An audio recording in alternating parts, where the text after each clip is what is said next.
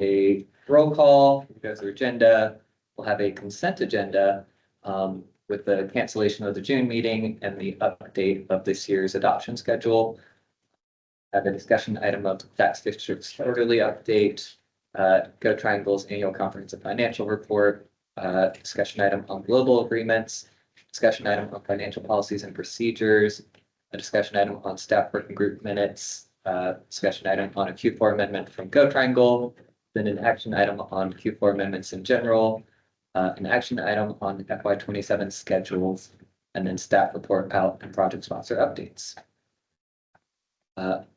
For roll call, I'm Josh Moe from Town of Chapel Hill. Ashley? Ashley Wavy, City of Bevan. Down the line, Sarah? Sarah Williamson, Orange County. Skylar? Skylar Pascal, I'm the new staff working group administrator.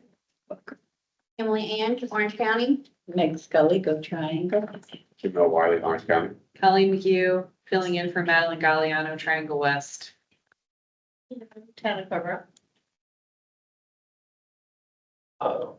Stephen Schosberg, non-voting member, Tax District Administration. Jeff Lachinsky, Triangle West. I believe online we have Nick Pittman. Good morning, Nick Pittman, Chapel Transit. And Logan, or is Logan or Jay listed first? So Jay is listed first. So we go to Jay Heikes.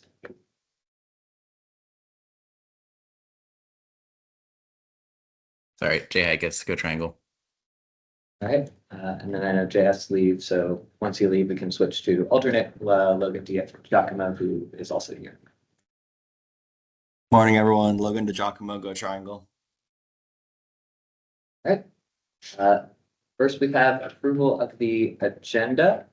I will say I would like to ask Meg if you would still like the minutes item. just to, it will take 2 minutes, just to note it. But then I had requested if we could move 11 and 12 up to the start of the agenda because Jay, who is the subject matter expert, needs to leave and if there's any questions. That's 11 and 12. Board.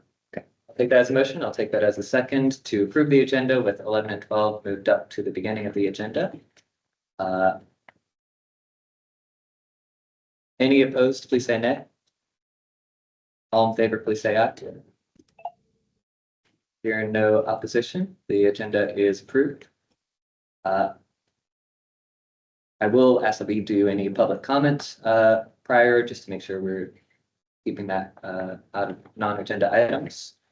I don't see any members of the public who are online and have a hand raised.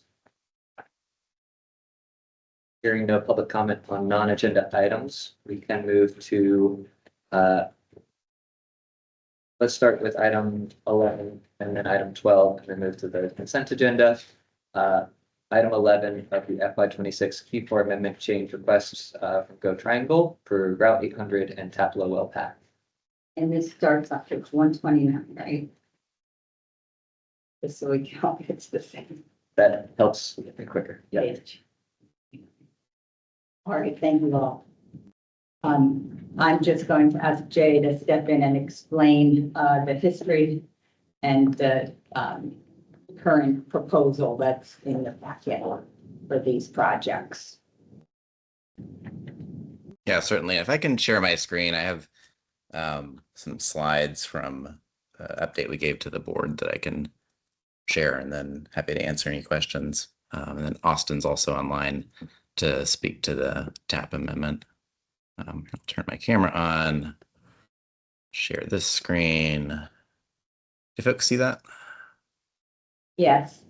Okay. Okay. So thanks everyone. So Go Triangle has submitted a update to its Q4 amendment, which appears on item 12. The update is to add in additional information in future years in the financial model or in the multi-year operating plan to demonstrate that these amendments that are proposed are cost neutral. So I'll walk through the content of the amendment, and then I can also pull up the item that's included in the agenda, which shows the years that dollars are increased and decreased. So just a little bit of background. So Go Triangles Board adopted a strategic plan in February. As one of the follow-up items, Go Triangles Board has expressed interest in providing direction at key steps in the work program and amendment process. And one of the items that they're interested in is ensuring that we have the resources to run our services and programs effectively. So in orange, that includes the request for the 800 as well as the request for the TAP program, which I'll get into more detail. Again, as mentioned, this adjustment to the amendment request is cost neutral to advance critical priorities now, improve reliability, expand access and affordability. This slide summarizes Go Triangle's FY27 service requests across each of the counties. You'll note that in Wake, about 85% of the new increases have been recommended by TPAC. Durham has a staff work group meeting today following this meeting. And then in orange, we have this FY26 Q4 amendment. These are the dollar values in FY27, but again, these are offset in the multi-year operating plan. So the impact to the model in orange and Durham is 0. But this is the value associated with each of those amendments that we've submitted. Route 800, this amendment request is substantively similar to what we'd submitted previously, but just to remind folks, we are asking for additional dollars for revenue hours to improve on-time performance. Route 800, I'm going to jump to the next slide real quick. This is a look at the travel speeds on the route in the regional transit center direction on weekday afternoons. This route has a lot of variability in congested conditions, and where that congestion occurs on the corridor varies from hour to hour and day to day. So some days, that section you see by Falcon Bridge that's red is bad, other days it's green. Some days the section along 54 in the vicinity of 55 is bad, other days it's green. This produces challenges in scheduling the route. One of the best tools we have is to increase the layover between trips so that each trip starts on time. And then it adds, basically buffer room to allow the next trip to begin on time. So even if, let's say this trip left UNC at 4 p.m., it was scheduled for 60 minutes, but it took 65 because we added some buffer time at the other end, that next trip back to UNC can begin on time and vice versa. So that's really the meat of this request is additional layover time in the route. This is estimated about 10 daily revenue hours. This request will allow us to run the route more reliability. We do have the results back from our 2025 fall onboard survey. And the top priority that's identified by riders for improvement continues to be buses on time. And this is, the top priority by a magnitude of 2, consistent with past or previous survey responses. So we know delivering service on time is crucial to riders. We are seeing, ridership growth. I think some of that is the change in service we implemented last year in March of 2025. Some of that is in response to gas prices. So, we really want to, deliver a good service for riders looking for a cost-effective option. We really don't want to be in the position of making riders choose between a low-cost option or being on time. We'd love for them to have a low-cost option that gets them where they need to go, whether it's to their job, to class, or to their medical appointment on time. these requests. Annualized for fiscal 27, or about 216,887. Again, this is offset in the multi-year operating plan, so the effect on the model is 0. Just talked about this. We also have a request to add funding to TAP. The annualized request in fiscal 27 is 32,438. I believe Austin's online, and I'll let Austin speak to the specifics of this request. Thank you, Jay. Hi, everyone. Austin Stanton, Go Triangle. So for those who are not familiar, I just want to give some background. Our TAP program stands for Transit Assistance Pass. It is for riders who qualify with either a household income below $35,000 a year, or they qualify for SNAP EBT benefits, or they qualify for Medicaid benefits. So that's the universe of riders who's using the TAP program. In 2025, we did an evaluation of the TAP program. We found that 72% of TAP riders are employed, full-time or part-time. The top 3 trip types reported by TAP riders, number 1 was employment, number 2 was running errands, and number 3 was medical trips. The majority of TAP riders reported having difficulty paying for housing. If the TAP program ended, more than half of TAP users would ride transit less frequently.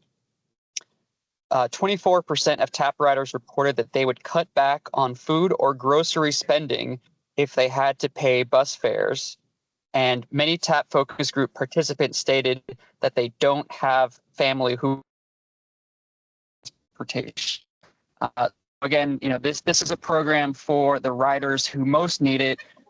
If you'll humor me an anecdote, last year, around last summer, when the really catastrophic flooding hit Orange County and Durham County, we got a call from Orange County Social Services saying that they had residents in their public housing units who were displaced, and they had to find temporary housing elsewhere.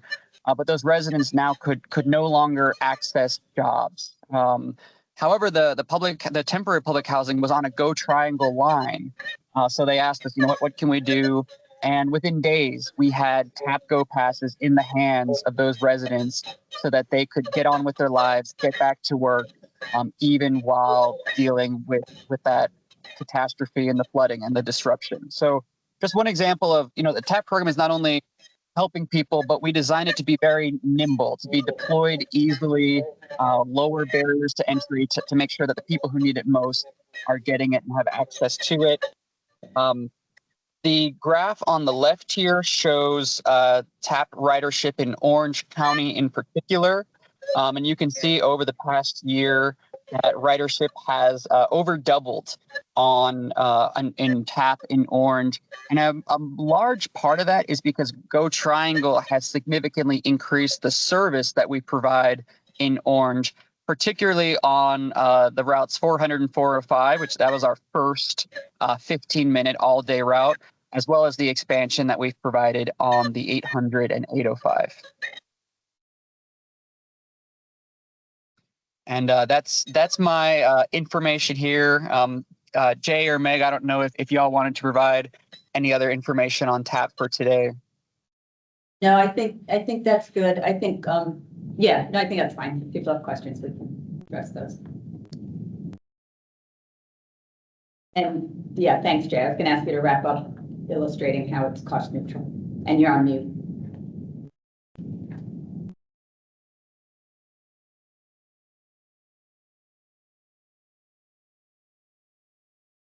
Sorry, folks. I know we're approaching time here. Yeah, so just to summarize, we're going to prioritize reliability and affordability assistance solutions today. We're able to do this we're able to make this cost neutral in the multi-year operating plan by reprogramming dollars for Route 400 realignment in fiscal year 30 to fiscal year 34. That service is dependent on bus stop and access improvements on US 15501 in Chapel Hill. So the Orange Transit Plan included both this realignment of Route 400 as well as improvements to bus stops, pedestrian access, and perhaps some modest transit advantage infrastructure like transit signal priority along 15501 from the split with Franklin Street to Manning Drive. If we were to start that today, we would be, probably looking at, 8 years, which is FY34, based on, recent feasibility, design, permitting, and construction timelines for, similarly sized projects in the region. And again, there's no impact to the orange model. Briefly, I will pull up the item that was in the agenda here, just to show folks how those dollars pan out over the years. Zoom in here.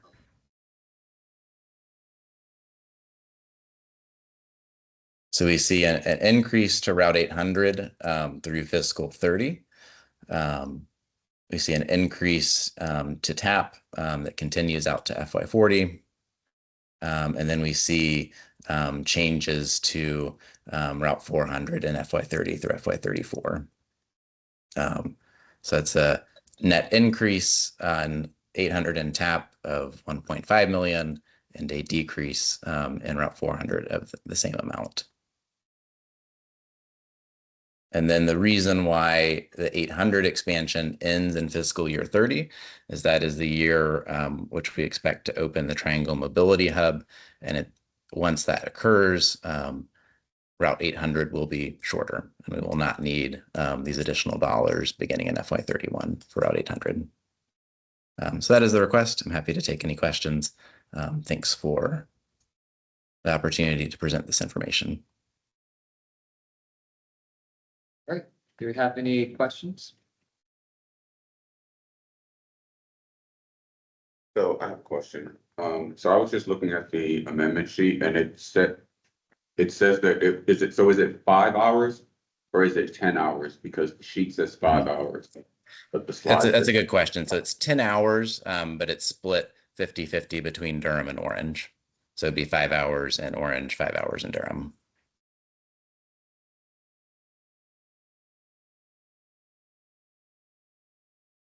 So the cost that's written on the project sheet is accounting for the 5 hours that is just for Orange.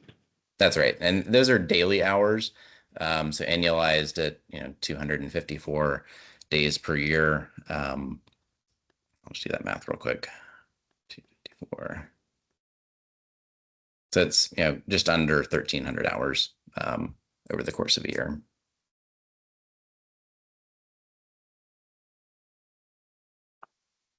Any other questions on the side? I have another question on the TAP. So for the example that was given about the riders that was displaced, and this is just for the TAP program in general.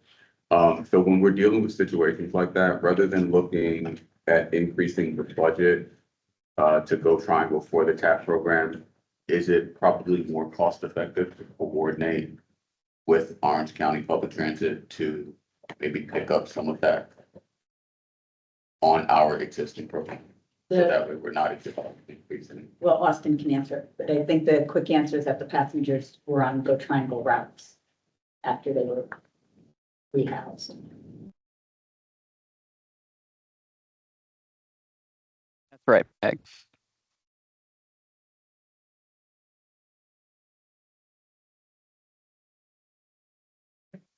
Other questions? Say I'm happy to include this in our FY26 Q4 amendments as a modification when we make the motion. All right, I think our next item is the FY26 Q4 amendments. The amendments in our package are the ones that went out for public comments. Those include, pull this back up.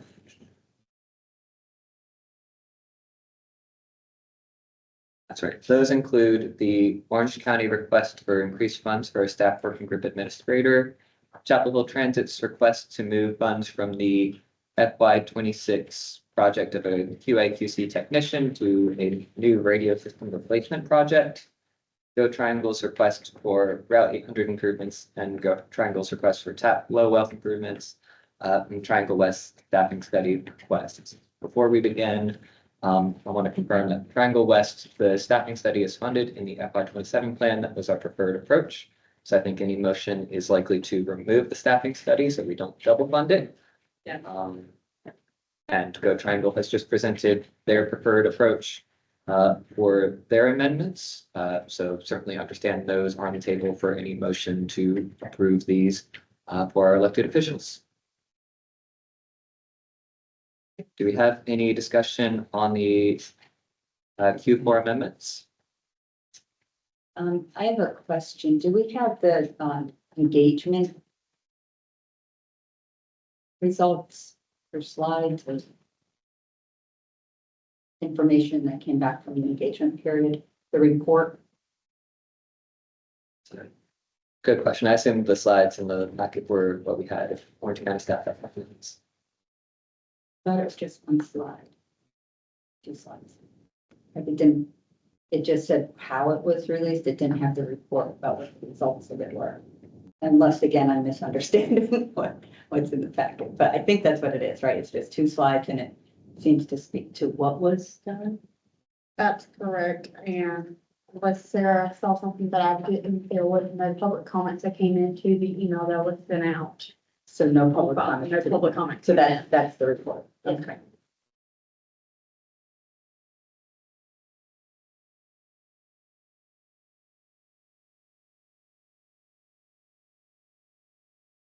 Make a motion for the project listed in Group 1, the Orange County Staff Working Group Administrator, to move forward. Do we have a second? I'll second. That's right. I'm not a. Motion from Sarah, second from Jamel. I'm happy to consider it in these groups or however folks would like to consider them. Yeah, I know we discussed keeping everything together as a block. And I have specific questions on this particular item or something to discuss, whatever you want. Sure. Let's move into a discussion of the motion that Sarah made for the staff working group administrator. So I have a suggestion. There's been a lot of conversation about this particular request because it is changing the staffing scope, as well as increasing the budget, because the scope for this, when it originally came over to the county, was for a 0.5 FTE. So a full-time position would be split half staff work group funding through the plan and then half through the county. And so what this proposal does is increases the plan level of effort. So it's increasing the staffing as well as the budget. Yet we've put other staffing requests this year on hold pending the outcome of the staffing study that is in the 27 work program. And that included a request from Go Triangle specifically for some of 1/3 of a position, 0.34 for service planning help, because we don't currently have service planner funded through the transit plan. And I remember Chapel Hill submitted something, but I honestly can't remember where they landed on whether they removed it or not. But at any rate, there have been other requests that were not approved, with the logic being, and this was also noted by the Orange County Board of County Commissioners, that the staffing study should be complete before we make any adjustments to staffing levels. So with all that in mind, I would recommend that we look at this as a 1-year bailout or cover for additional costs associated with the task. I think we've also had a lot of conversation about why this budget was an overrun this year, and I think we can all agree to disagree on how we got here, but we are here. And so I would recommend that we use this 1-year cost overrun allow it to be a one-year bailout or increase for FY '26, and then consider this request along with everything else in the staffing study as we move forward. So that would be my request. And I think how we would, the mechanics of that would simply be to make it a one-year additional request for '26 in this amendment. Okay. I believe the project sponsor would need to agree to an amended request before moving it forward. I think it is fair to say that if the project sponsor should be willing and able to operate a request. So ask Orange County if they'd be amenable to that. That's not what went out to the public for the public's consideration. So I think we should stick to what the public had the opportunity to consider. And what the staff working group has had time to review. Changing it right now as we're getting ready to vote, I don't think it's optimal. Right, any other discussion on this item? Hearing none, I'll call for a vote. Go down line, Ashley, Aye. Sarah, just the staff working group administrator. Meg, I would vote for the one-year bailout consistent with how we have responded to other staffing requests for this year. So I'm going to vote no. Jamel, Aye. Colleen, Aye. Tina, No, 1 year evaluation, so. Doug. Aye. On mine, we have Nick Pittman, I'll vote aye. Jay Heikes, No, but for the reason that I'd like to see the amendments move forward as a block, which I think is more consistent with the bylaws and the ILA. and I'll vote aye. All right, oh, shoot, looks like Stephanie's trying to get in. Our next thing, I will make a motion to, approve Chapel Hill Transit's cost neutral allocation of funds from the QA/QC technician staff to the radio system replacement for group 2, just that amendment. Do I have a second? Seconded by Meg. Are there any discussion on this? This is the operating to capital infrastructure. Yes, this is operating to capital for FY '26. So you're moving it as a single item within group 2. Yes.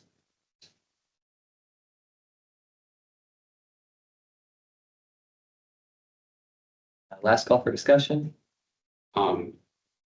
So it is moving all future operations costs for this position, not just 1 year. No, it is a 1-year move for the QA/QC just for FY '26. The 90,000 allocated for operating in this year to a capital project. Okay. Where are we at with recruiting and hiring for the QA/QC? I would defer to Nick on that. Can you give us a little? Yeah, it had been delayed because of the staffing levels here.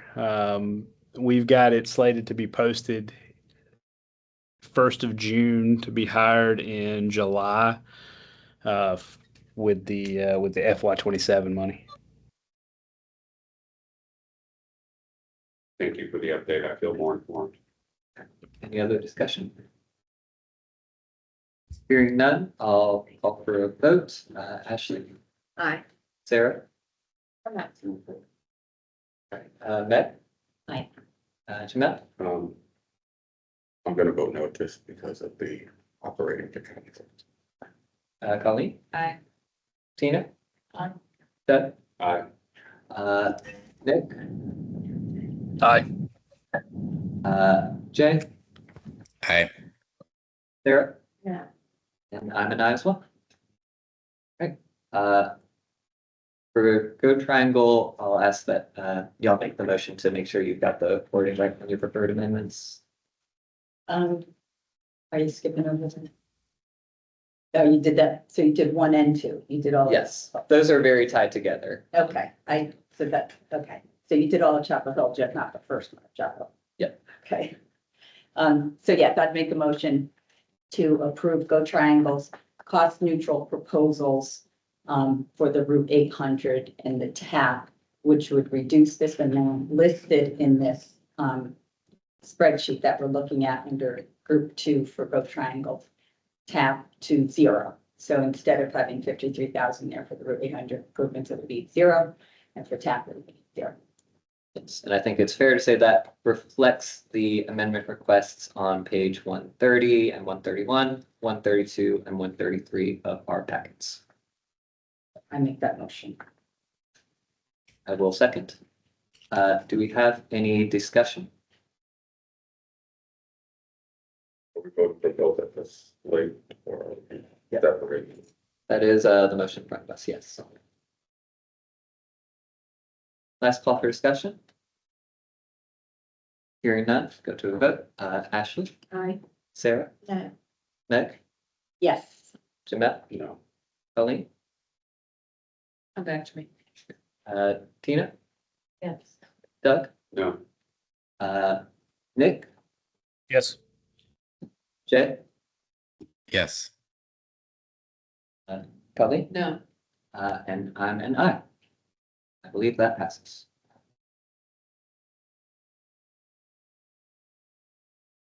And I did just want to check before we continue, was Stephanie able to get to this meeting? I think that would bring us to 11 voting members. Right now we're at 10. I'm not seeing her on, so I think we're still at the 10 voting members that we had at roll call. The last item is the staffing study, which I believe, unless I'm incorrect, no one would like to make a motion on. Well, I mean, do we need to move to remove it? I think we could do either. I think the motion to advance it to the elected officials is what we're doing now. So if we don't make a motion, it won't go to the electeds. Under amendments? Yeah. It will go as 27 work plan. We did approve it in the FY27 work program. So when that goes to the electeds, it should go there. So it doesn't need to be an amendment. That does not need to be in there. Okay. Okay. All right, last call on this item. Hearing no further discussion, we can move to our next item of the consent agenda, which includes canceling the June meeting and updating the FY27 annual work program. For a consent agenda, I would ask if anyone would like to pull any of those items. Just, when do they go into the boards? I gotta work with the board. Yes, for the FY26 amendments, I would defer to Orange County and Administrator. Can I ask a question? What page are we looking at now for this item? For consent agenda, we are looking at pages 4, 5, 6, and 7, but 7 is blank. Okay. I have a lot of questions on this. Okay, before we do that, Stephen, you have your question about when the FY26 will go to the Board of County Commissioners, which it needs to go to first to set up the Go Triangle Board, presumably. Do we have any idea on time in there? I would anticipate that we are requesting that they be on the agenda for June 16th.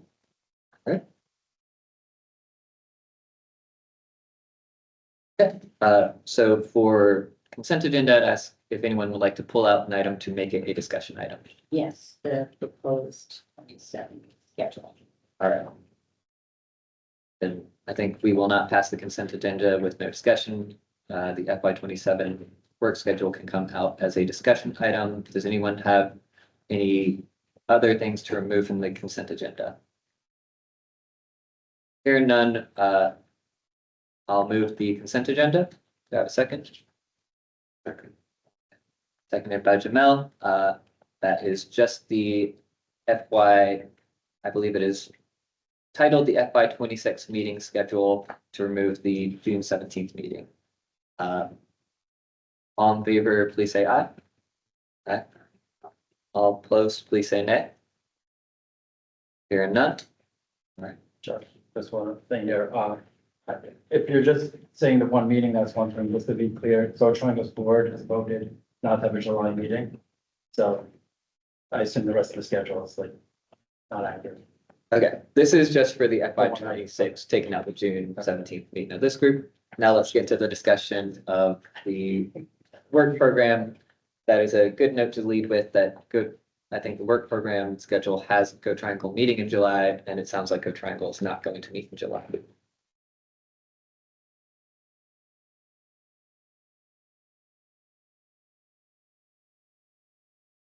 So I have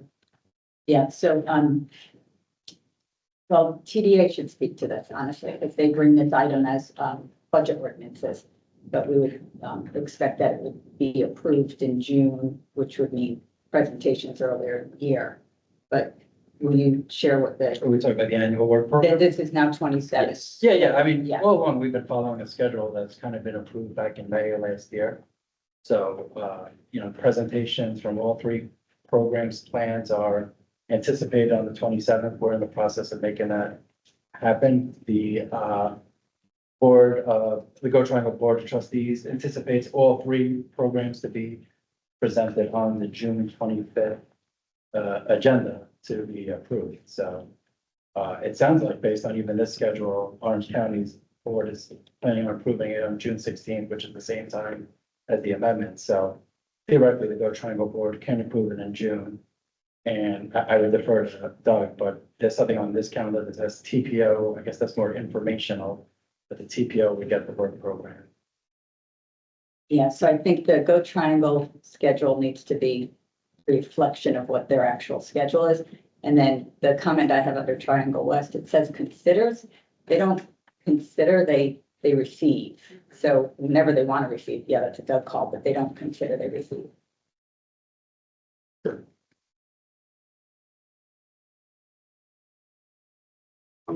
We will have agenda items to consider. Enter into agreements on projects that we're required to under the ILA. Okay, proceeding with executive director reviewing more of the report. But you don't consider the annual work program. I understand Yeah, that. yeah. Give you a heads I mean, up that could be added, I guess, if you wanted, but We will do that in the state. Work plans are approved and we have an opportunity to review the agreement and come forward. So sounds like the request modification is a change that Go Triangle Board of Trustees considers annual work program in late June, specifically. I have it as June 24th. And you could get rid of the committee part, because the committee part is it's not happening. So it's gonna be the presentation on May 27th. Orange County Commissioners have asked that they take action before it gets scheduled elsewhere, so that all the materials are accurate and up to date based on whatever action they take. Okay, So commissioners will be considering this on June 16th. I think that scheduling another meeting and presentation so soon after. Stephen said that they will be approving. We don't know that they will be approving. We're just asking them to consider. So we don't want to presume that the board is going to take any action one way or the other. We want to give them the opportunity to do so. sure. yeah, that's not how our board schedules meetings. So they schedule meetings based on their needs and then adjust if things need to be adjusted during the agenda development and review process. So we would still schedule a Go Triangle meeting. Yeah, for an informational, Whatever that item ends up being, it's still scheduled. Yeah, and I would imagine other, kind of organizations that have boards would want informational items to their boards, so. It's gonna be very clear that things might change, but they haven't seen anything. And if theoretically, the board of Orange County does consider on the 16th, it wouldn't be fair to any boards all of a sudden just, literally actually that information. I don't know what the TPO's deadline is to get information, but they would need 7 days just to get the information. So it would just be, malpractice to the board to basically say, okay, you're not reviewing anything, oh, and 7 days later, you're approving. I would think anybody who works with a board wouldn't want that. That's just disrespectful personally to the board. It's also disrespectful to assume that a board's gonna pass something. But whoever presents it, I will not present it, by the way. Whoever presents it will be very clear that this is something that the boards will consider, that it could still be, they'll just say it's a recommended. I would defer to the staff working group chair on this. Yeah, I am happy to modify the schedule to reflect the anticipated dates of action with Go Triangle. I think ultimately the county, as outlined here in the ILA, can approve it or deny it. And if it denies, it comes back to the staff working group, at which time we would need to revise the schedule anyway. I would also just like a work program schedule that gets this done prior to the start of fiscal year 27, just so we don't need to plan around interim budget ordinances. So if I'm understanding the conversation correctly, basically from what Meg is saying and what they're asking for, really what they're asking for is administrative changes to the wording that is currently in the schedule to reflect what is actually happening at the board meetings. And to change the dates. Yeah, the dates don't reflect our board's dates. I mean, I think any schedule that we adopt is suggested that's not. Right. Yeah. There's going to be a dynamic Absolutely. give and take around those spaces, so this is just kind of what we're outlining. It's not as if either the Go Triangle board or the Orange County board is gonna say, but the staff working group adopted the schedule, we must follow. I don't even know what we're voting on. Yeah. Yes. You know, it's. All right. I will make a motion that we approve the amended schedule with the modification that instead of late June Go Triangle Committee presentation, we have June 24th, Go Triangle Board of Trustees considers annual work program. We remove the early July item and we remove the early August item. Should I have a second? Second. All right. Any further discussion? Hearing none, I'll go to a vote. Ashley? Aye. Sarah? Meg? Yes. Jamel? All right. Ali? Aye. Nina? Aye. Doug? Aye. Nick? Yes. Jay? Yes. I'm an I as well. All right, our next agenda item is the FY, all right, Tax District Administration Quarterly Update. Turn it over to Steve. Right, if you could. Is it the quarterly update or is it the year-end update? Quarterly update followed by the annual comprehensive financial.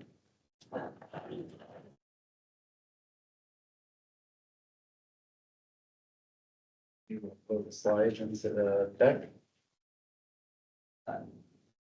If we have them here. in I see the year-end and I see. What page are we on now? in our That's packet? what I'm looking at. I see the The year page and I 9? see Yeah. the agreements.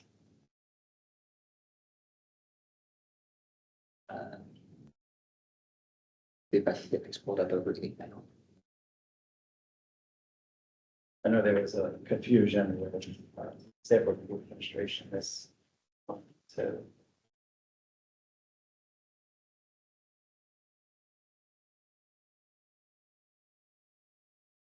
Is it final results? No, that's the FY 25 one. The cover sheet for agenda item 6, because it's on page 8.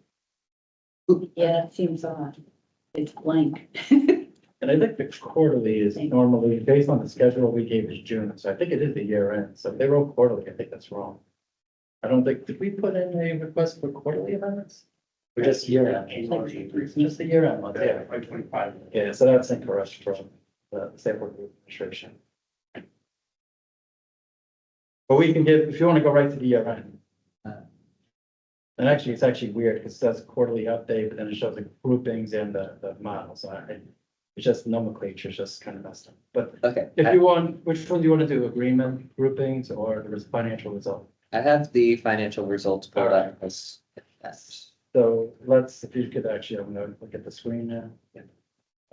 I have on, I don't know if Michelle Jang's on, but Nidra Rodriguez is on. She is the senior, basically the assistant director of accounting at Go Triangle. So she is the person in charge of the ACFR. Her team puts together the ACFR, for everybody who knows, is the annual comprehensive financial report. It's a lengthy process. We work with the auditors for, pretty much from July, actually before July, we're already on the process of working on 26, but we work pretty much March, April, all the way to when it gets released. As a reminder, after 2 years ago, through the state, they actually changed the statute to allow ACFRs to be completed December 31st. It used to be October 31st, but there was a lot of challenges with municipalities and towns and counties. So they have actually extended that deadline out a couple of months. Go Triangle, it's no secret that they went through the Deloitte study, a bunch of changes. They were working very closely with Malden and Jenkins, which ironically I think is Orange County's auditors too, on getting this completed. It might actually be Central Finance actually too. So they're very familiar with everybody here. So they worked through the whole process. So that being said, as a reminder, tax district did come back to everybody in November to give what our final results are. At the time, Paul and myself were very clear that usually it doesn't delineate. The only thing that this is stuff, thankfully, like Nidra deals with and not me, is accumulated depreciation and the Go Triangle side, fixed assets, everything that during my time at university, I kind of hated whenever I took all those accounting courses, which is why I got that account. So any of the delays that happened were non-transit plan for the 3 transit plan related. It was all just internal kind of bookkeeping and things like that. So that being said, I'll walk us through this, Nidra. If any questions specifically, we're going to go through the findings and Nidra will be ready to answer on some. So if you go to the next page, Josh, whoever's running this. At the time, and I actually mentioned this, if you remember, I was in conversations with the Department of Revenue. We originally had documentation for 11,096,000, which was below the budget of 11.5. I will tell you right now, we have collected year to date through February, we have collected 7.5 million. So the budget's 11.8, and actually, if we just match what we did last year, we'll match perfectly into that budget. So I'd say we're probably gonna get 11.8. 12 million of budget. That being said, DOR did come back to me, and when we looked at all the receipts, I was like, the documentation is 11,096. The actual was 11.2. They concurred. I work a lot with DOR. I'm on with them probably every other week. So they concurred that it was 11.3. We actually had 11.3 in receipts in the account. So that was good. It was an increase of 174,000. And you see on the bottom, the change was at the time when we reported it, we kind of did at a high level investment earnings. But the reality is a small amount of it is unrealized gain or loss. The way to think of unrealized gain or loss is basically like your 401ks or any kind of things like that. If you sold it right now, you would have a small loss. But since we don't sell, it's kind of like a paper transaction, but it does live. So if we did sell that, we would have had a $9,000 loss, but since we didn't sell, it ebbs and flows. So there might be some months where it's 10,000 positive, 20,000 negative, and things like that. Next slide. Similar tax district administration, based on what we had preliminary, there was a slight change of 2.5 thousand. That was just kind of adjustments. This was adjusted in the final reimbursement template, just so everybody knows. But it was a small amount that went to really transit plan administration. It was categorized incorrectly. Similarly, there was a $7,000 difference on use of $7,000 difference on Go Triangle's operating. Next slide. Capital, we were spot on to the penny. So again, as a reminder for PSA, Paul has reached out to everybody for estimates of Q4. So please get that in if he reached out to you, anybody with kind of bigger estimates, bigger amounts outstanding, we would have reached out. So we're in that process. Next slide.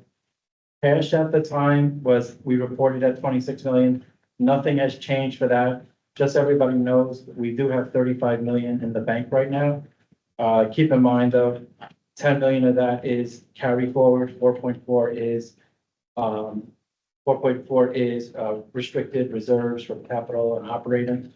Also keep in mind, Go Triangle has not been able to get reimbursed, nor has Orange County Transportation, because their agreements still have not been signed. So where it looks like it's good that it's 35 million, I actually don't know Go Triangle or Orange County's numbers.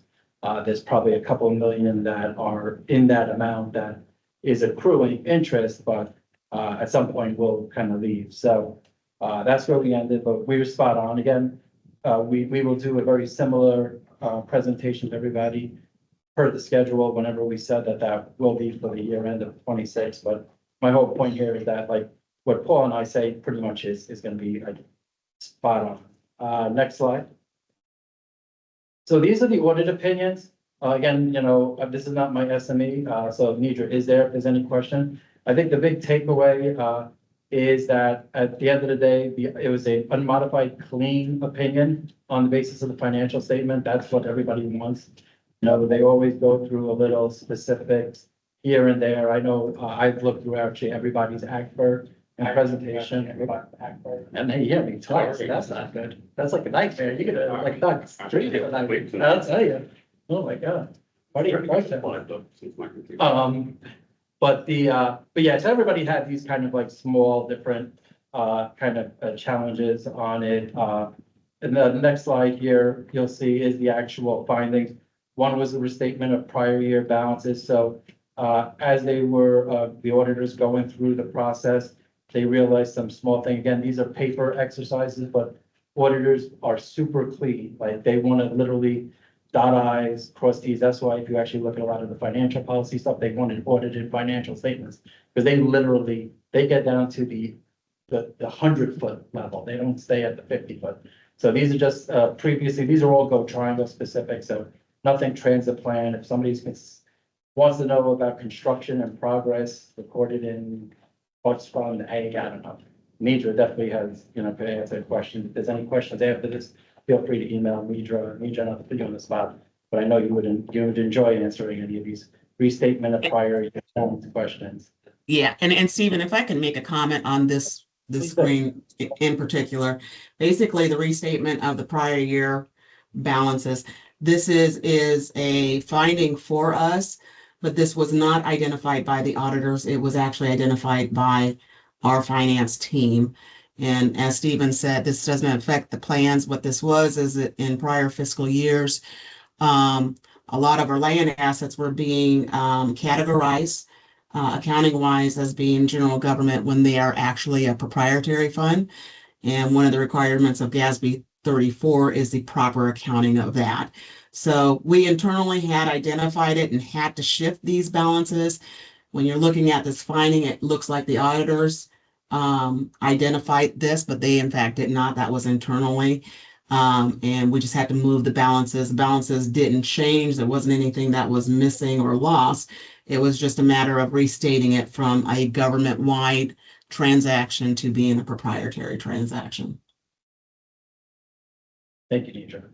No problem. The next slide is the financial close and maintenance of the GL accounts. Nidra, while you're at it, you want to just give a 2-minute overview on this one? Yeah, so basically the next one is again, and this one goes back to when I first came in, we were late on our 24.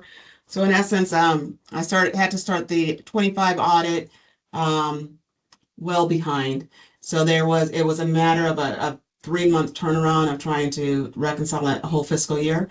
And in that process, when we're working with the auditors, we submit to them our initial trial balance, but we're not complete with all of our entries at that point in time.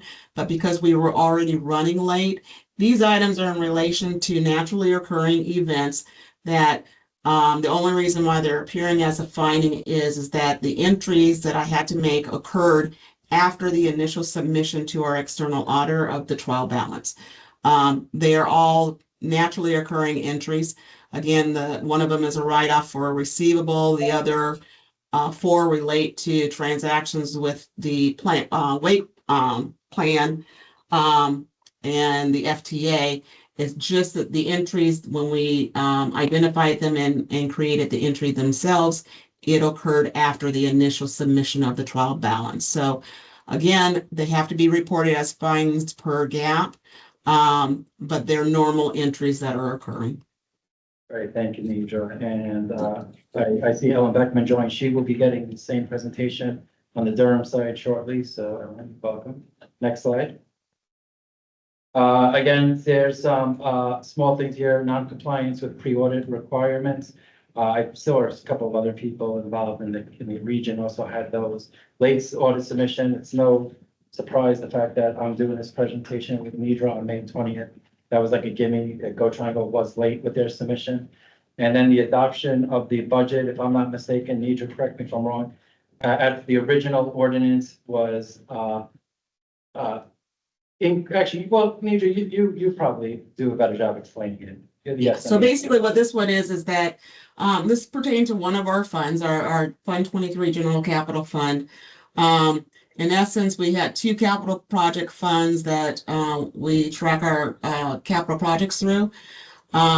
We had originally budgeted everything in Fund 93, but as the year progressed, some of those projects were not. Fund 93 is proprietary fund. Fund 23 is general government.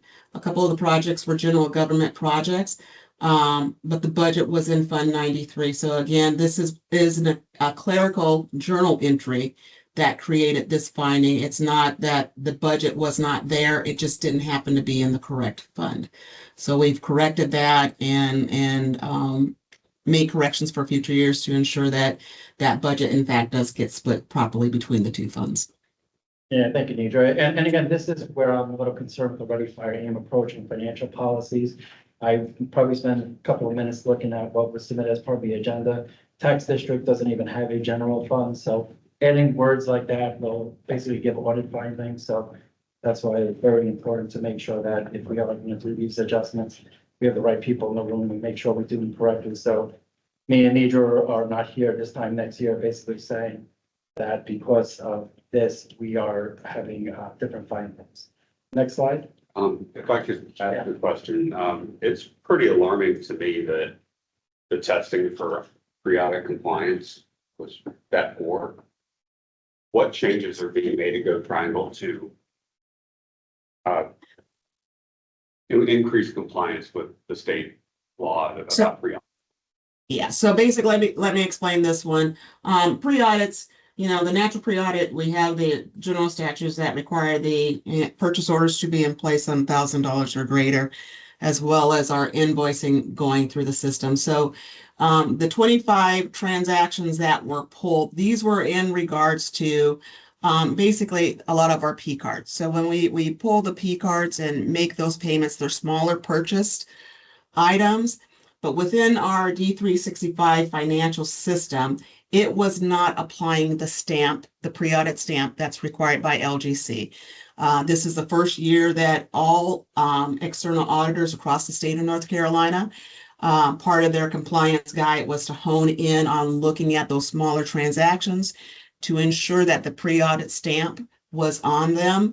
Again, at the time, our system, D365, didn't automatically put that stamp on when processing those smaller items. We have corrected that in our system and have changed the actual, what did you call it, the language IT behind the scene in the workflow to now automatically have that stamp that goes in that is pre-audited by the Chief Finance Officer. But in this non-compliance with pre-audit, they make it look like it's large, but these are really pertaining to small items. Most of them were less than $200. The larger items naturally already have that. Again, that's a part of the procurement process on your purchase orders, as well as on the invoice that we always have to do the pre-audit. We just now have to be more aware of the smaller item cost that even on every invoice, it has to have that stamp. So we have corrected that and are moving forward with that. Well, Thank you for that explanation. I think that helps, but I'm hearing the system didn't stamp pre-audit, Yes. not CFO reviewed it. No, we still, the workflow still had its proper review with all appropriate signatures. But as you know, in the state of North Carolina, there is that pre-audit statement that must be on the document. So that was the only piece that was missing. The workflow and approvals all had the necessary information. And now the stamp is on there as well to add that final piece. So it sounds like the process was there, just the actual documented stamp wasn't there. But something also to keep in mind is the Go Triangle ran through that whole Deloitte study. Bunch of money out of their pocket, which Davo, as Nidra said, helped them find those early things. So there's always room for improvement. Like nobody gets 100% total clean audit on it, but you know, to your point, we always learn from. Yes, and I do want to point out, and I appreciate the vulnerability of presenting these findings to a group of peers. You know, as someone that got our operations got a management note to look at our compliance under 2 CFR 200 this past year. That it's opening up, in essence, it's vulnerable, and you're exactly right, Stephen. Audits are a way to show how to improve, not necessarily a criticism of what is going on. So thank you. Josh, you lost the screen. And thank you, Nidra. No problem. And in closing, guys, if any of you guys have any further questions that you need, shoot me an email. We want to be as transparent as we can with our audit, with our transactions. All in all, that it was a good audit process that showed us things that we need to shore up more, just like that pre-audit stamp. And we're always working to improve. So yeah, feel free to email me if you have any other questions. And on the bottom of this slide, you can't see it on the screen, but if you look in the presentation here you go, there you go. So feel free, you actually can see the full audit, the full detail, all the pages if you want any questions. And then Walden and Jenkins did do a presentation to the Go Triangle Board of Trustees. The actual presentation that was done by the audit partner is located there. So you could just do the QR code now, or just go on the website and do it later on. So any other questions? Thank you, Doug, for that. It was a great conversation. Any other questions on the year-end results? Yeah. A general question. It seems like when we get to this point of the year, we're all kind of into one budget year and looking at what's the next. Are you at a point where you're starting to get kind of a gut feeling about projections? So it seems like we have been pretty good last year, then we're dipping this year. Yeah, so like I said, we currently have 35 million in the bank account. When you take out reserves, you take out carry forward, you're looking around 20 million. Again, my comment was that Go Triangle and Orange County haven't come in. Year to date, we've actually accumulated, because the tax district works very closely. We have a director of treasury and risk who's phenomenal. She worked with Durham County. She worked for the city of Raleigh. She also worked in the public or the private world. So we do a good job of investing. So this year, we're at right now 850,000. We'll probably be north of $1 million by the end of the year, just investment earnings income. So that's stuff that we don't even budget on. And again, as I said, through this year, we're running at 7.5. So we should probably meet, at least what the budget is. I know the tax district uploaded all the models into SharePoint. So, you could take a look at the low point of it. But I think we're doing okay. I think one of the things is just in general with all three plans, and I have a presentation later at week. We'll be talking about this in Durham. I know I've had this conversation again. I know Ellen's on, so she could opine or just, validate. My concern is there are these less in orange, but there are these big carry forward projects, these $10 million worth. Durham is almost 50 million, Wake it's 500 million that people are putting in, but they need to show their councils or they show their boards that they have it encumbered and they're just not spending. So that's where I get kind of like concerned about things like that. But, projection wise, the model. Yeah, and that's, and that's just, but that at what price though? The problem is services not out there and things like that, but. You know, so that's the decision the staff working group really works and makes a recommendation on when to put things, what to put things. And at least there might be some funding for the transit plan update when that undergoes. Any other questions? Thanks, Steve. But I think our next item is the FY 27 agreements. I believe Good Triangle has asked that we vote to approve these. We have draftable agreements for capital and operating with highlighted changes from last year's agreements in yellow. I'll say all changes seem to reflect just the update in year, an update in change of contact with the staff working group administrator. Do we have any discussion on these items? And Josh, one thing, just I want to be very clear, tax district working with the legal team wanted this as an action item. If you recall, this time last year, because the year or two before, the agreements were kind of a mess, to be, clear, and everybody who was here realized that that was a challenge. Kelly and the legal team was willing to kind of take the reins and actually do the agreements. If you look at the ILA, it's basically everybody does their own agreements. At the end of the day, Go Triangle needs to sign off on everything. So where Kelly's putting this structure in there is going to be, or there can be some individual adjustments. But what the legal team wanted, because of obviously some of the conversation throughout this year, is they want an actual action item from the staff working group that they, that everybody wants them to kind of take the lead again. If not, obviously, Tina, Harborough, Chapel Hill, Hillsborough, Mebane, everybody will have to do their own agreements and then just send them when they think they're ready to Go Triangle to review, and then Go Triangle will work with them on changes. So, Stephen, I have a lot of heartburn even having an action item on this because the staff working group cannot direct any one of these independent places to adopt an agreement because we make it so. That's, I think that's problematic. I think that's been a clear misunderstanding of, for instance, when we're supposed to be part of an agreement and when we're not. I think it's premature to suggest that, the staff working group can dictate language in these agreements. I'm happy if Go Triangle wants to offer up working with its partners to help them prepare the agreements, but this is not a body that can set policy for anywhere else. Can I ask a clarifying question? Sorry, I had my hand up. Oh, I didn't. see Sarah, it. followed by Nick. This item is on the agenda as an informational item. It's not an action item. it was submitted as an action item, just staff working group administration. So what is the process, if you don't mind me asking? If the person submits it for a certain thing, is there the ability to change it between that? I mean, even the slide says action. Thanks, the chair. So in previous years, the county and Triangle West had been party to all the municipal global agreements. And those were removed last year without discussion. And so we would like to have discussion about that happening again.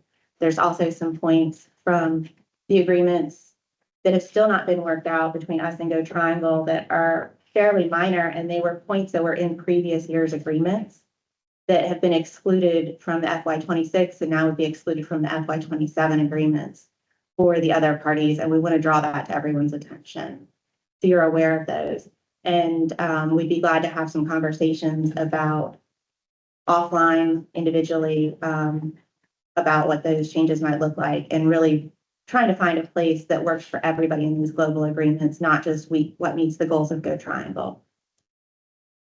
So the things that, some of the things that we are trying to get changed in FY 26 that Go Triangle still not been agreeable to are the clarification of contacts, requirement that only the county manager or CEO designate who can sign off other than the finance officer, requirement for route coordination, changing 5 days to 10 days for review, changing language to add without reasonable delay to when we get payments, and deleting Orange County as a non-implementing party, and adding a 30-day window for payment and updating the points of contact at the And end of just the to be clear, agreement. just- Those are just some of the things that we are still waiting on to get changed for FY 26 that I think would apply to others in the group, and I think that we would all be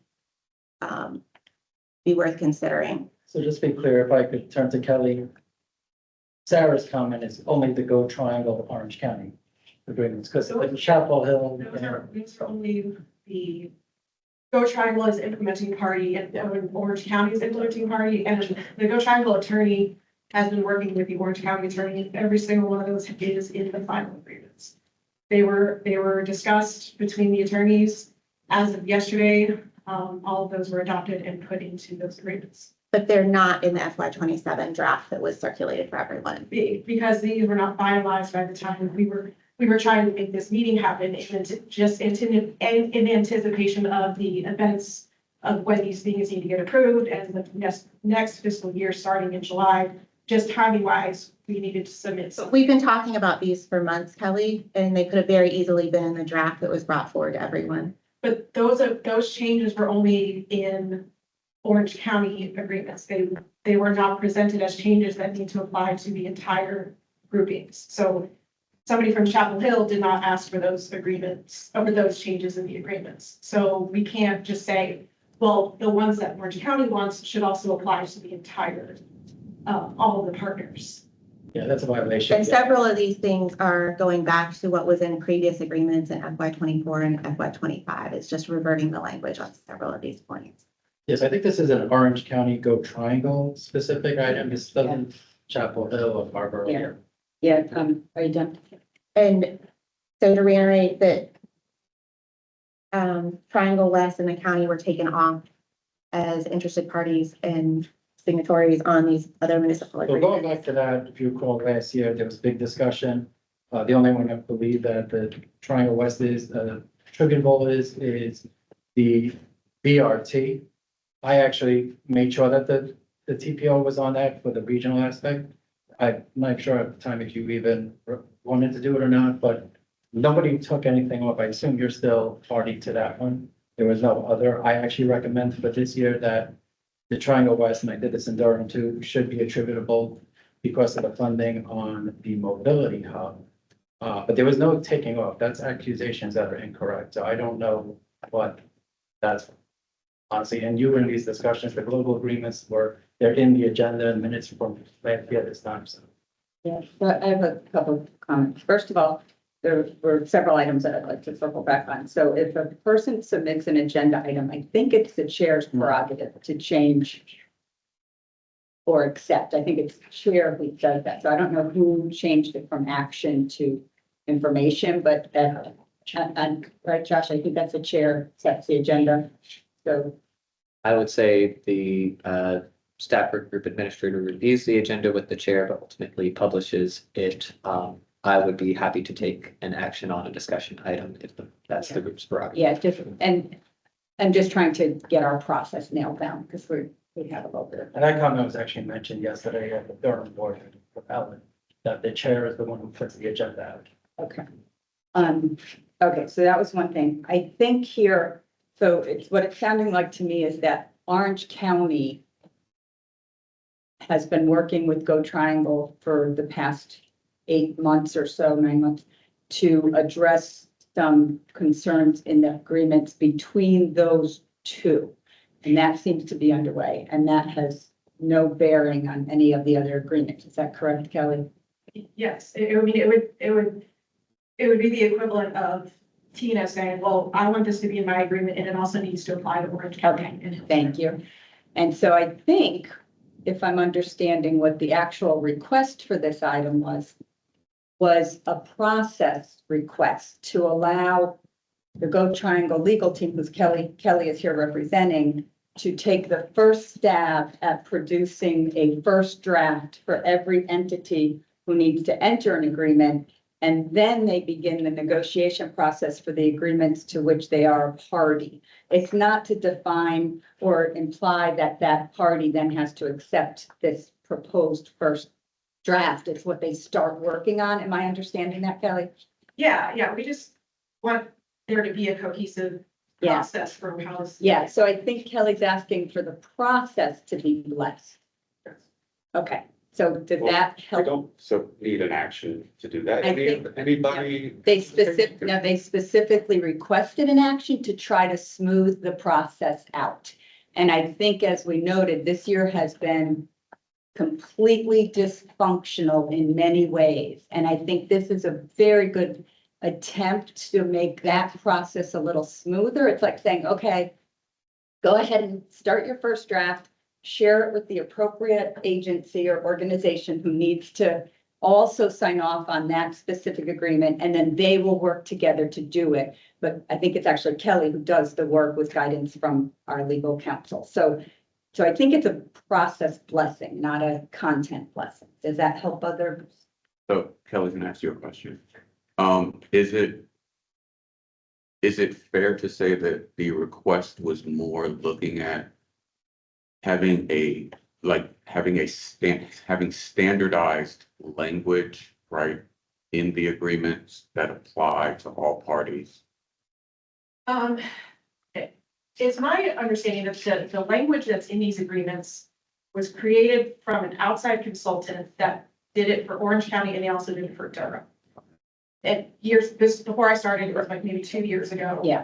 2 or 3 years ago. That's right. And those agreements, based on that consultant and how the language in there was signed off on by, I think, the Orange County Board of Commissioners, this was, a couple years ago. And those agreements were sent to me by Nish at the beginning of this process. And so because I didn't have Word documents, I was pulling stuff from, the previous year and, trying to make everythth kind of cohesive. So that language has already, for the most part, been established. There have been some minor changes here and there, but, for the most part, that already exists. And so that's basically the drafts here that I pulled from ones that were finalized last year. To create that, and that's what I attached, was just like, hey, this is what we did last year, we're gonna update for the dates, and that's pretty much it. So, and like Meg said, and we're going to, these will go to the individual municipalities and agencies, and they will take it to their boards and take it to their attorneys. And as things change per those specific groups, then we can also make changes. So this is just a baseline of like, hey, this is where we're starting. Is everybody okay with that? Are we all on the same page? Because if it gets kicked to everybody does it on different timelines, it just seems like that would be a little bit more of a cumbersome process. But I mean, if that's what people want to do, you can do that too. So if there are, let me get my wording right. If there are language changes that, so like so let's say that Orange County and Carver, right, are parties to an agreement. And there are language changes or additions that we want to the agreement that we are a party to. Those should be done between the two parties. Yeah. And then submitted. The signers, yeah. Okay. I'm actually glad that you brought this forward, and clearly it's more of an informational item than a decision item, because we all have different attorneys, and so we're all gonna have slightly different wording for different attorneys. And I know we've had some conversations about, when does the NPO need to be part of the agreement, if there's a federally funded project or not. What I like about bringing this forward is that, one, to the extent that the language can be the same and consistent, I think there's benefit to that. And then two, for some of us who have to bring this to our council, it's a great reminder that we need to get on this and bring to our council the fact that we need to have authorization to sign an agreement for the upcoming fiscal year. So we all have some little differences in the way we will move it forward. But it's a good reminder for me, so thank you. And I think this has been a good discussion. The other thing I have to admit, we've been Carver's always picky, so I'm just going to say that up front, about agreements and things like that. But over the years, using the same template as Durham, we have had situations where Durham County or the Durham County manager is still listed in Orange County agreements. So going over these with multiple eyes and picking those things out and correcting them, I think that's a good thing. So, Right, and that's kind of why Kelly stepped about last year, because they were having these scenarios, just because you weren't involved. People were, had to do their own thing. And then they would go to like legal and say here, and then they'd be like, well, Durham, this, like, why is the Durham County Commissioner signing mine? So Kelly volunteered last year, things were much more, what's the right, what, Voluntold? no, but what was it more? It was organized, what's the word? Less dysfunctional. that was what it yeah, was. It was less dysfunctional where, Kelly was like, listen, I will be willing to, kind of lead it, right? Like work with Tina, what do you want? Draft it up. Tina would bring it back to her people and they would do that. Because before that, it was like a free for all. Everybody would kind of what's going on, I think now, and I'm not involved with this orange and, go try and go both sides, honestly, are probably to blame. But all I know is to my point a couple of minutes ago, we have a whole bunch of reimbursements and it's May 20th and we haven't paid anybody. So the whole thing was Kelly was like, I just want to make sure that staff working group wants her to kind of play point again, or does Tina want to do her own thing? Does Josh want to do his own thing? Does Stephanie want to do her own thing, or do they want?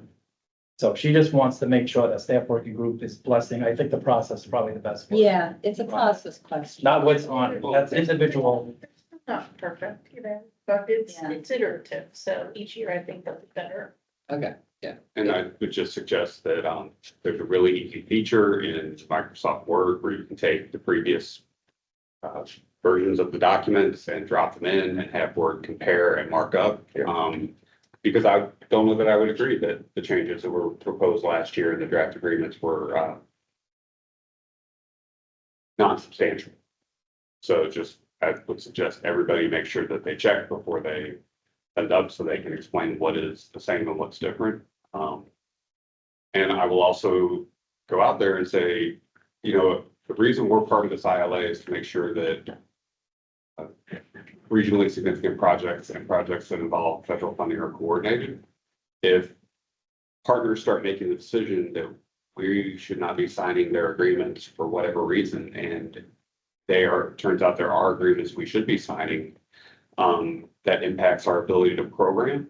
So we need to have a serious discussion about whether the dollars that are awarded through other programs, through federal and state programs in the TIP, whether that project should remain programmed. So is there, and I wasn't involved in this, so I'm just asking. In our financial policies, is there anything that outlines when it's like, if it's X, these are the signatories. Yeah. If it's Y, It's these are the it's the regional where, there's actual, so that was the conversation we had with, Caroline, not Caroline, it's relaxing right now. But that was the conversation we had with Caroline at this time last year and Caroline was not aware of it. I don't remember the exact, maybe you remember, Kelly, it's specifically if it's if there's federal funding that goes into. What is it? It's in the slide deck. Okay. So put it up. I think I would also like, as we update the transit plan and we review the ILA, which is part of that process. I have a little heartburn that the Orange County Board of Commissioners is the entity responsible for putting this whole tax on a ballot and getting referendum. And to exclude that body from signing and approving contracts, drawing down that money, I feel like is a hole in the process. Because Chapel Hill Town Council, my board, the Go Triangle Board, anybody else, Mebane City Council, none of those folks are accountable to the voters for this money. The Orange County Board of County Commissioners is. So I'd really like to take a hard look at that when we update the ILA as part of this transit plan update. And I would, Kelly? I'm sorry. I'm sorry. I would assume, Doug, that like not having read it to see where it's at, I would assume that that would have been in the financial policies and procedures that they would be signatories, right? Agreements are more ILA. So I think to Doug's point, they would be, and to your point, I think part of it is every couple of years everybody could just kind of go through the ILA and put in what they want. So I think that's the process that I guess that's happening, right? We're we're gonna be all ready to do that. Yeah, it's gonna be a lot of red. It's going to be very. There's gonna be a lot of red from everybody. I'm not involved, so I don't, Yeah, I right. don't say I don't care. Yeah.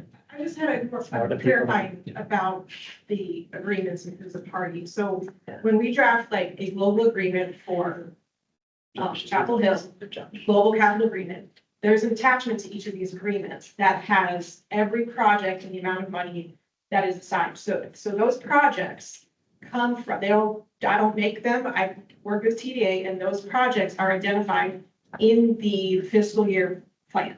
So they're identified in the plan as it's approved by the staff working group, as it's approved by Orange County Board of Commissioners, and as it's approved by Go Triangle, or Go Triangle Board of Commissioners. So all of those projects are known months in advance to these projects getting completed. So the parties, if there's questions about whose party goes on what agreement, it's what party is identified with that project. So I'm not choosing it based on what I think should happen. I'm looking at these projects, and if those projects parties are identified by the whole plan. So if that helps, when those come out, I mean, I sent them out for the first draft for everybody to review, like in August of last year. And, these changes were there for many, many months. So I'm not saying, hey, these are done, get back to me by tomorrow and we're done. Like there's plenty of room to discuss whether or not certain things need to be changed. Do you want to, do you want to just do a time check on this item? Sounds like there's still some requests that we bless Go Triangle's legal team sending draft agreements out to parties as a first step of starting these agreements. And Josh, if you don't mind, and I share my screen, I do want to get back to the question that was specifically asked. We did spend some time putting the slides together about the MPO and the TPO involvement. So I think it was page, I'm not showing the screen right now. Let me pull it. I'm not going to read it verbatim, but it'll get you what you'll be asked. So, yeah, you can go down one more.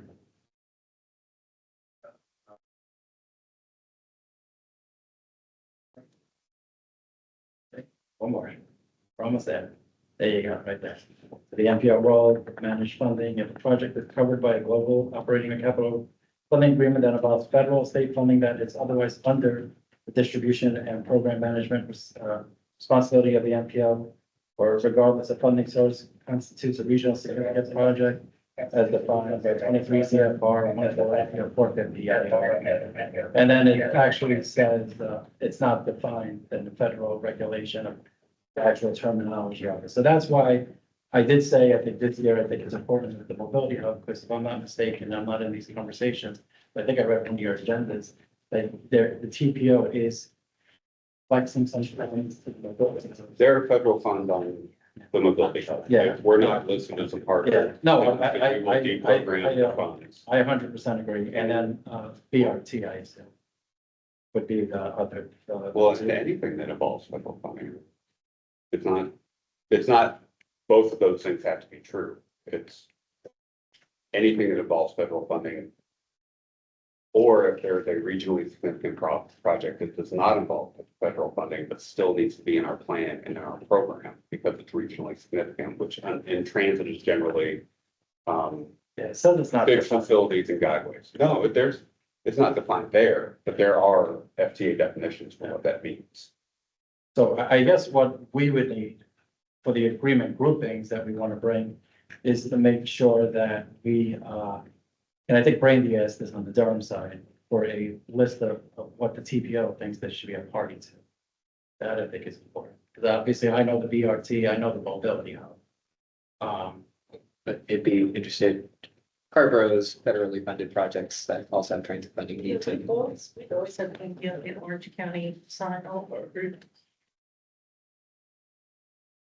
And again, I think it says, the distribute, under the distribution and program management of TPO. So I don't know how that works with the federal, like, so if somebody uses 5307, or if they use one of those 5339, That is federal funding. and Well, does it We go should be through- a party to that Does it agreement. go through the TPO? Yes. Or does it go the revenue? Okay. See, I don't know, I'm not a grammar. So that's why, that's why It I doesn't matter if it goes through. If Right. it's So that's why- federal funding that we have to program. Yes. So I think that we would need a list of projects that you would think, which I know what Brandy's working on there, but I'm not sure if anybody's doing it on the other side, but if you want, just send it over to me and tell me. Am I missing something? It's every agreement that, sure, because It's transit, so It's- it's federal funding. Well, I think that's what Doug wants to get rid No, of. not all. For everything. If it's only used. You gotta go to your board on every agreement. Then we don't have, and it's not regionally significant that we don't. Because any of the agencies could use additional 307 funds for. Right, that's what I'm concerned. But that should be indicated on the project sheets when they're submitted. And if that information is not It's being. not saying specifically on the project sheets, but you 307 funding that you, then don't worry about it. I just want to make sure, like, we want you on whatever agreements the TPO should be on. That's assuming that the project sheet information is correct. So basically, if an agency, let's say that we were using transit tax funding for a project, in addition to, there was some additional 5307 funding that was also tied to that same project, right? That 5307 funding, or there should be a paragraph or something on the project sheet that says, in addition to the transit tax funding, there is this amount that is being applied by 5307 or supplied by 5307, which would indicate that the TPO now needs to be Maybe, part so of that agreement. like those 5 mod vehicles, that should be 100% funded for transportation use. That they use federal funds, if I'm not mistaken. We did I not. guess the TPO should have Should have been probably part of been. that agreement. We didn't use any We didn't federal use any funds for federal those vehicles. So this starts getting really murky, because in my mind, I'm like, what does PMM pay for? What does Yeah. operations pay for? That's Do they right. use those vehicles? Like, I think this is a legal Yeah. question. Yeah. We get out of control. This does feel, and Doug, I think you mentioned the conversation in the ILA as well, and We just. who is a responsible party in all of these. I do want to note that we had 10 minutes allocated. We're pretty well over, and I do want to keep us on track. Do we have any last discussion at this item? I'm not hearing. Well, I do need to know, because we do need groupings, like soon. So if this can be an action item, I would make a motion to request that Go Triangle's legal team begin the process of sharing a first draft template with each of the partners. And then they begin negotiating the content of those agreements directly. I would make that motion. And so the things that I mentioned at the beginning are things that I think that the group should consider, and perhaps some of those should be included in the template. Maggie made the motion, I'll second. If there's any amendments, I would rather make the motion that Go Triangle send it out rather than getting into the content of the draft agreements in the packet, but we can have that conversation. So, Josh, is this something that can also be addressed in the item? It can be long-term of who is going to sign each agreement. For this fiscal year, we're gonna work under this ILA, assuming that Go Triangle, TPO, and Orange County don't make a modification before the end of June.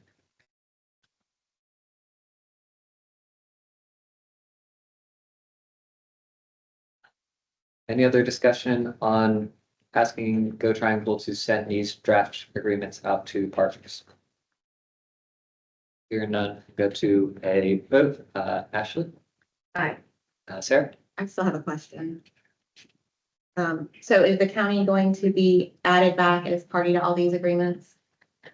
Well, I think that's a detail that the county needs to work out with Go Triangle as they negotiate their contracts. Yes. I'll also That's note content. by asking to move forward the ones in the. But that's to all the agreements, so that should Yes. need to be noted in the template. And I'll just say by asking to move the ones forward in the agenda, the answer to that would be no. So Sarah, No, Meg, Yes. Jamel, No. Colleen, No. Tina, Yes. Doug? No. Nick, Yes. Jay has left, so Logan, Yes. and I'm a yes as well. I believe that is 6-4. Our next agenda item is the conversation about financial policies and procedures. Sarah? This is just an item for information and any conversation that you want to have. We've talked previously about having a subcommittee for financial policies and procedures. The chair has not appointed those members, so this subcommittee is not met. And so taking the feedback that's been received through a variety of channels, we put together what an update to policies, financial policies and procedures would look like. And this is just for information and conversation.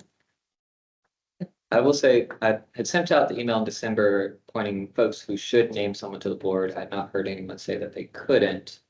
I'd also asked that, forget who I asked to chair that board because I know I had not named myself as a member on it. I assume that someone else would be convening this group, given that I'm not going to be in these conversations. So I had suggested a staff work group member as well as we most definitely need to have financial staff TDA involved on the work group.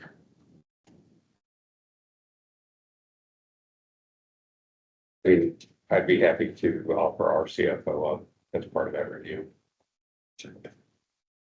Sounds good. I can clarify that December subcommittee email that also came right before the holiday, so there was no responses on it. I can clarify the people directly and who I would ask to convene the group.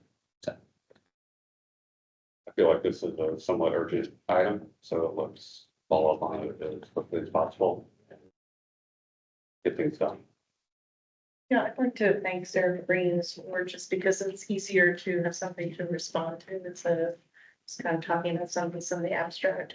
There are a couple of things that I flagged that I'd like to have more discussion about. So I look forward to having that opportunity to do that. Yeah, and like I mentioned earlier, there was a bunch I flagged. I think the work group would be the appropriate. I will say there was a derogatory term that entered back in. I would request that that gets removed, but we could talk about that derogatory. Yeah, the reason that it's no longer a CAFR, it's still an appropriate term, so it was written back in. But it also, there's a lot of contradiction with the ILA and the amendment policy, so as the work group goes, I think that's important to have those discussions.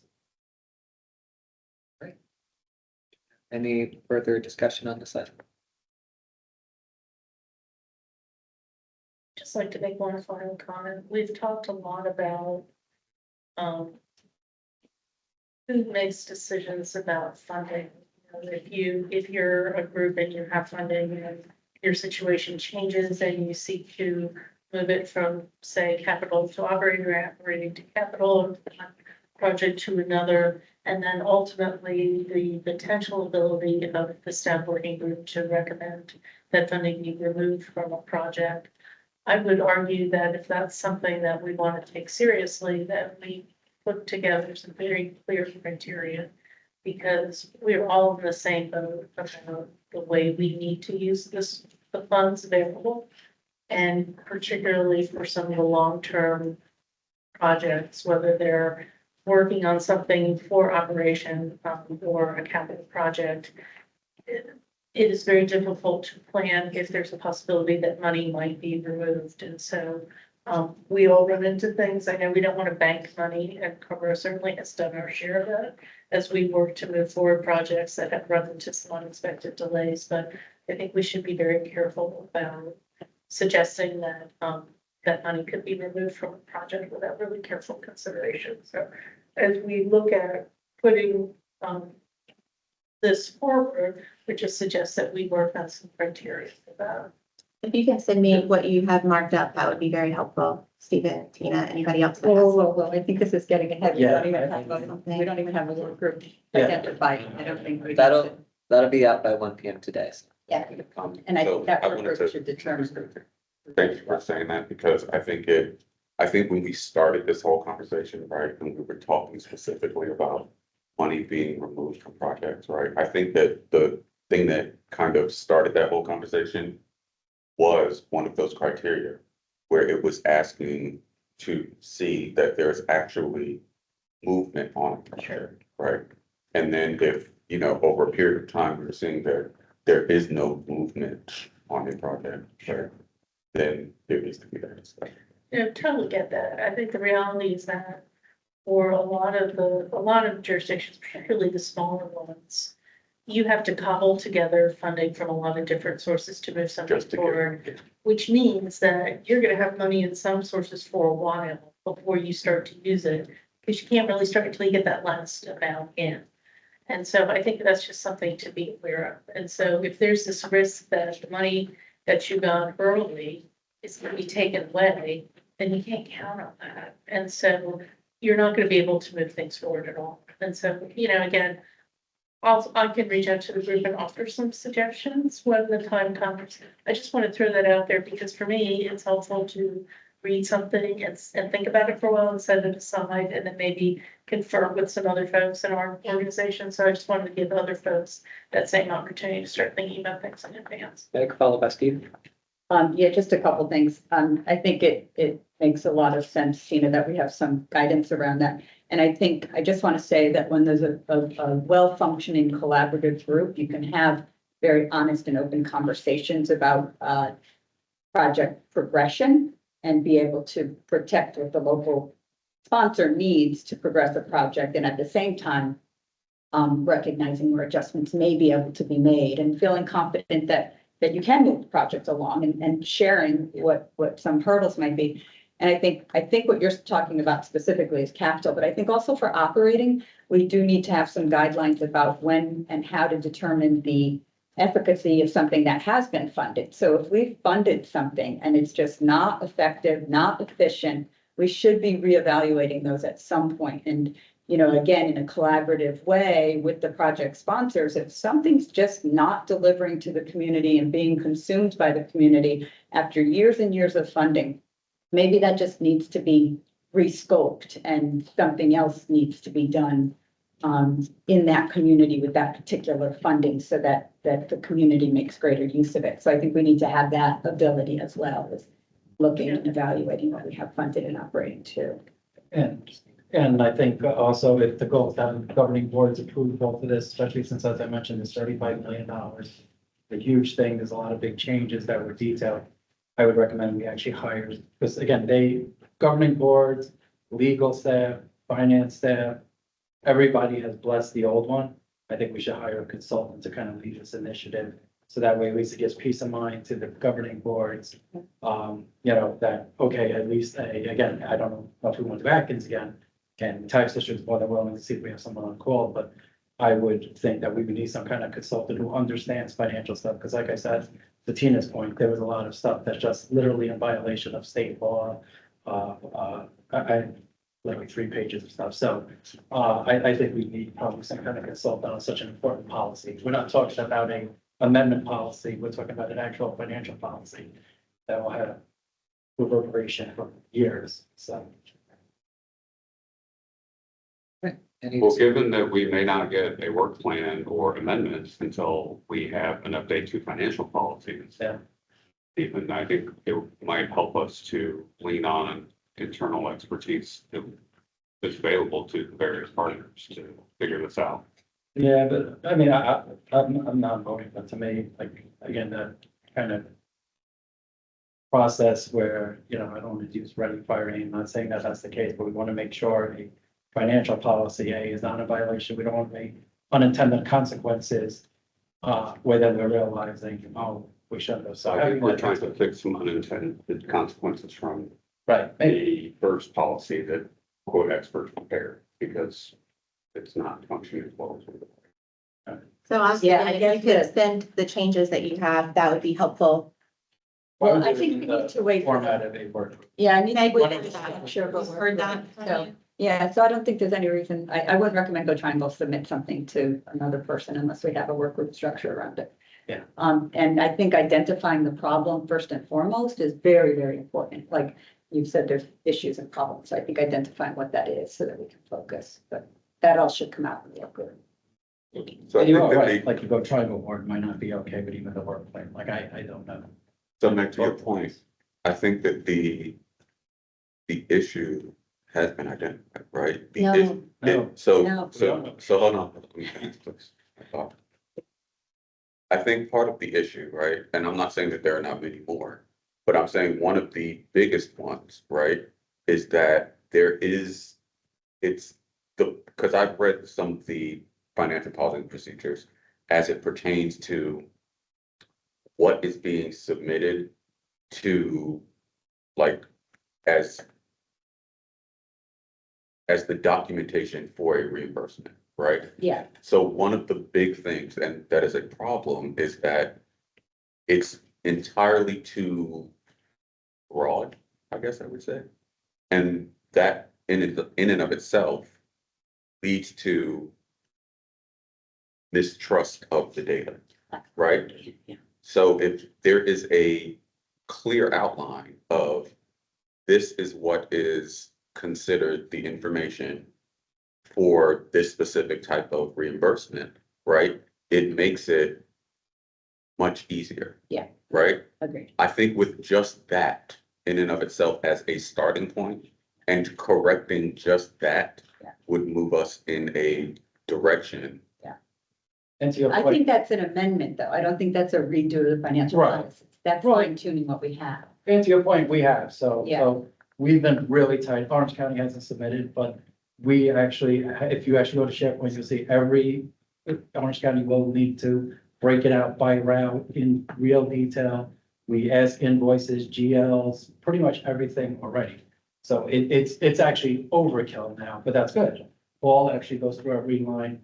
We're on the call all the time with everyone. We have conversations with Raleigh still, and they're big on it. So, and we anticipate everybody to submit to get payment, or we will hold payment if we don't get that level that we expect. So to your point, we heard your words back in August, or when we did this, and we made sure that we even tripled our oversight on that stuff. So, and I know, well, actually, actually, I don't know, actually, they have their stuff. I know Ellen and Brandy and Durham and Campbell is also. That's really one of those stuff. Well, I think we need to wrap up the discussion on this. Josh, look forward to your leadership and directing the support group. We will get going on this urgent. Alright, next item is staff working group minutes. Meg? Yeah, I submitted this item because I've been raising concerns for the entire year about the progress made on the minutes for the meetings, as well as the quality of those minutes. And we've had a lot of back and forth, and quite frankly, I don't know where we are on these. Skylar submitted to the group a beautifully laid out new for October. I told her earlier before the meeting that I wasn't able to read the content of it. And because I have to go back and actually go to my own notes and see if that's consistent with what I remember the meeting being, but that was a long time ago. So, but that is great progress, Skylar. Thank you very much. But what I had asked for when I submitted the item was not for me to give a report on this, but to request that the staff work group administrator submit a status report on where we are on all of our minutes for this year. Which ones have been approved, which ones are developed, and are there any out in draft, which ones still remain? I know I've been told by Orange County staff work group member at these meetings in the past, that they just don't have time to do it. I just want to remind people that this is like a legal requirement of public meetings that they produce minutes. So I think it's very urgent, and I guess now that we have a new administrator who can pull these things together, we'll be getting there. But I'm going to request that for the next meeting, we have a full report on where we are and everything. That would be very helpful. Thank you. We have any other discussion on this item? Hearing none, our action item, for FY 27 schedules, is up. We have consideration of the FY 20 schedule. This year's schedule for reference. It looks like, Emily, I'll turn it over to you. So you should have in your packet the proposed FY 27 calendar for meetings, amendments.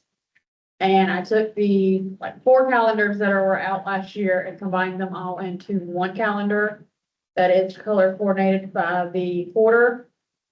I would love to know if there's any corrections that need to be made, anything you see changes. There are Some months that I know we move the meetings to the second week of the month just due to holidays such as November and December. I also believe that is the case in April due to there's a professional conference that I know several people have a conflict of interest with. But this is what I was able to get put together, and if there is any changes, please let both myself and Skylar know so we can get these corrected. So what are we looking at? Are we looking at what's on page 154 and Yes. 155? Okay. Okay, because there's something later in the agenda that still has the awkward July, August thing. That, yes, those are the ones that are attached for reference for this year. Those are the FY 26 ones that are attached for reference for this year. Which we've now changed Yeah. to reflect the reality. Correct. Okay, great. So now we need to determine if this is good. Yes. But these would be off because in theory they would have the, oh no, we went back to a normal schedule. Okay. So what Emily tried to do was to take all four of those different calendars that we've had in previous years and give you one. And Great. so the color coding was her way of trying to show you what's happening for each set. And there is some. Trying to, and I say Skylar helped me with this as well, so don't let me take all the credit for this. Skylar made sure to get things where they needed to go. This was a tag team effort. Thank you, Gloria.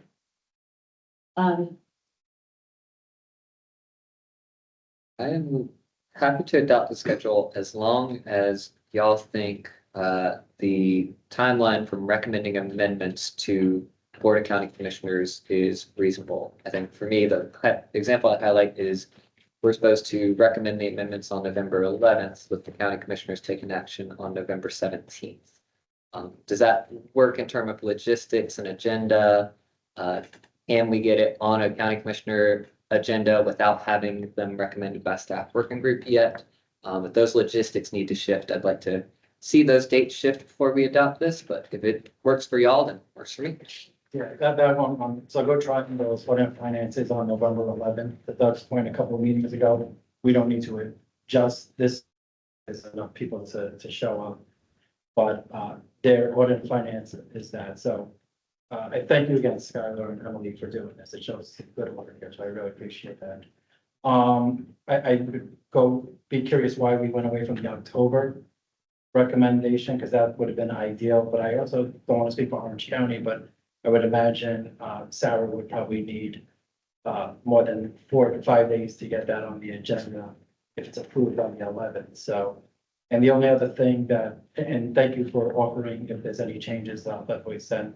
And to Doug's point, this is just more guidance than anything, but the Go Triangle Board is not going to move up to May 26th. So that would be back in the June meeting.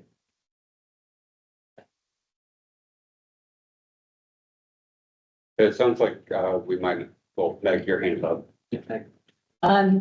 Yeah, mine's not about a detail of this, it's a detail of how we progress schedules and agendas. As we know, sometimes our boards change or add their own items to their calendars.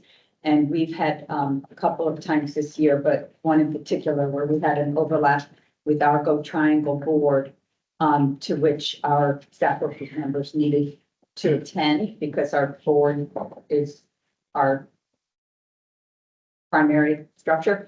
And there was a resistance to changing the date of staff work group. And I'm going to ask that as a practice, if especially an Orange County board meeting or a Go Triangle board meeting ends up overlapping with the staff work group meeting, that we accommodate the we accommodate the partner members' board meeting schedules, so that staff work group would have to change if that occurred. So I'm going to request that as a practice that we do that.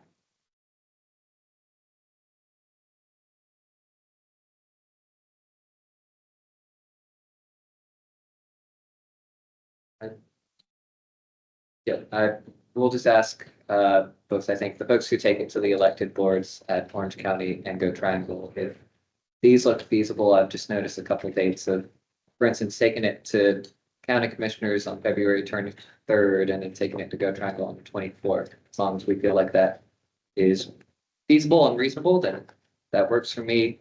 But ultimately, I'm not the person taking it to the boards.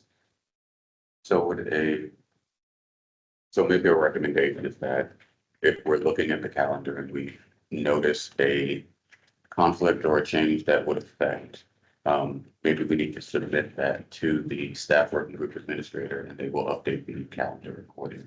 Yeah, and I think, yeah, the group, Phase it out as, and that would come from the partners. yes, and the group can modify the schedule as we did earlier in this meeting, so. With the idea that we're not meeting in June and we do need a schedule set out for fiscal year 27, I'll move to adopt the schedule. Second. All right, any further discussion? Hearing none, Ashley? Aye. Sarah? Aye. Meg? Yes. Jamel? Aye. Colin? Aye. Tina? Yes. Doug? Yes. Nick? Yes. Logan? Aye. And I'm an aye as well. Last item is any staff report outs, and a welcome to Skylar as well as our new staff working group administrator. Do we have any report outs that folks are eager to share in our last 2 minutes? So So wait, can I ask a question? Skylar, will you introduce yourself? Have you been working for the county for long, or are you brand new to the county as I well? just started with Orange County. I came from transportation with Caswell County. Oh, wonderful. But I'm Orange County native, so I came back home and I'm glad to be here with all of y'all. And I look forward to working with all of you. Very good. Super, welcome. I've been asked to report out that the East Town bus stop is under construction. Should be completed by the end of July with service to it on our August 2nd service change. This is huge. This is a project. It's funded through with federal funding through the competitive process through the MPO, as well as matching funds through this county's transit plan. And it's one of these truly regional projects. It sits just over the border in Orange County in front of the old Blue Cross Blue Shield building. But it primarily serves, of course, in our case, the 400-405, which is a service that is essentially split down the middle between, it's bi-directional back and forth between Durham and Orange all day long with incredible ridership growth with new 15-minute frequency, which is the first in the state for a regional service. So this is an exciting kind of capital project wrapped around our service changes. So be looking for a ribbon cutting opportunity because we're gonna do some push on this one. Someone who will use that stuff then. So for Orange County, we're reporting out for our scheduling and dispatch software, which was funded through transit tax funding. It is up and running. We are currently transitioning this week. One of the biggest features that we have noticed that the customers are absolutely loving is the callback feature, which notifies them now when their bus in their vehicle is on the way. We have gotten several, many compliments from the customers saying that they absolutely love it, that they now get a call when their bus is on the way and they're not just like sitting there Yeah. waiting. Is that Eco Lane that you're using, not No, Tractors? we are using CTS. Okay, Yes. that's great. All right. Right, well, we will not meet June 17th, so our next meeting will be that first meeting in August we just approved, August 19th. Anything else before we adjourn? Thank you, Josh. Thanks, y'all. I mean, I could, Oh, yeah. Go for it. so August, I will not be, I'll be here, but I will not be here in Marlboro because I'm going to be the new, I have accepted the role as the transportation lane manager for Orange County. And I will be starting in June. That's awesome. And I know you've been, yeah. I know you've been with Harbor for a little while, but what's your background as well? You were working under Tina in Carver? Okay. Yes, Very well, still kind of. Yeah. Still do. And my background before that is I was an RPO director in the eastern part of the state. An RPO director? Yes. Oh, that's awesome. Wonderful. Great. Thanks, y'all. I'm sorry if that wasn't much. Thank you. I'll see you. Mine's gonna happen.